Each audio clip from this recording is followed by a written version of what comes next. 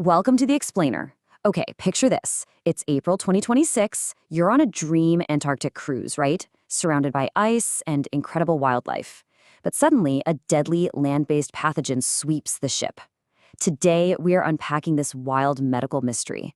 So how exactly does a rare, forest-dwelling rodent virus spark an outbreak in the middle of the ocean? It's practically unprecedented. Here's the rapid timeline of how fast it went down. The ship left Argentina April 1st. By April 11th, the first tragic death. Fast forward to May 10th, and we're looking at a full-blown international health crisis with urgent medical repatriations. Out of 147 people on board, 11 got severely infected and 3 tragically died. That is an intense 27% fatality rate for this specific cluster. Section 1. What is Andes Hantavirus? Turns out the culprit was a hantavirus. Normally, you only get this by inhaling dust from infected rodent droppings.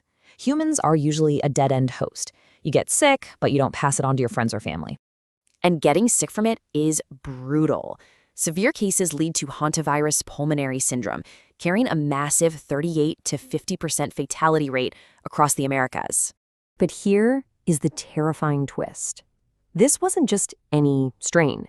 It was the Andes Hantavirus. This is literally the only hantavirus known to spread directly from person to person. Section 2. The human-to-human anomaly. Why does Andes spread between humans when its genetic cousins absolutely can't? Figuring this out was the key to stopping the outbreak. Thankfully, it's incredibly inefficient. It's not like the flu. It requires serious, prolonged, close contact. We're talking deep kissing, sharing tiny enclosed spaces for hours, or direct exposure to bodily fluids. But superspreaders are a real thing. In a 2018 Argentina outbreak, just 3 people who were shedding massive viral loads ended up passing it to 21 others. But someone like that on a densely packed cruise ship, and, well, you get the picture. Section 3. The science of transmission. So epidemiologists pieced it together. A passenger likely caught it from a rodent on land in Argentina, brought it onto the packed ship, and the virus just rapidly replicated in that shared environment.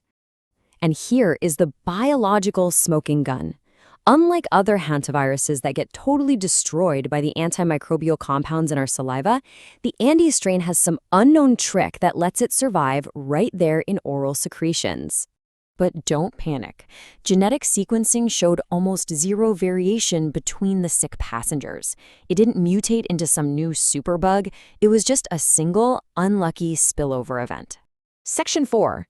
Containment and global risk. Catching it early is notoriously tough because at first it just mimics the flu, but days later, severe chest tightness hits as fluid starts filling the lungs. Early diagnosis is absolutely critical for survival here. To stop it in its tracks, health agencies went all in. We're talking airborne isolation rooms, N95s, strict 42-day quarantines, and rapid evacuations straight to specialized biocontainment units in the U.S. Because of that incredibly hardcore response and the fact that the virus is so bad at spreading casually, the risk of an Andes global pandemic remains extremely low. As researcher Dr. David Safranetz points out, if we can figure out the exact trigger moving these viruses from rodents to humans, we could prevent future outbreaks globally. It all starts with understanding nature. Which leaves us with this final thought. We dodged a bullet here, but these pathogens are still out there in the wild. Are we really paying enough attention to the remote habitats where tomorrow's outbreaks are quietly waiting?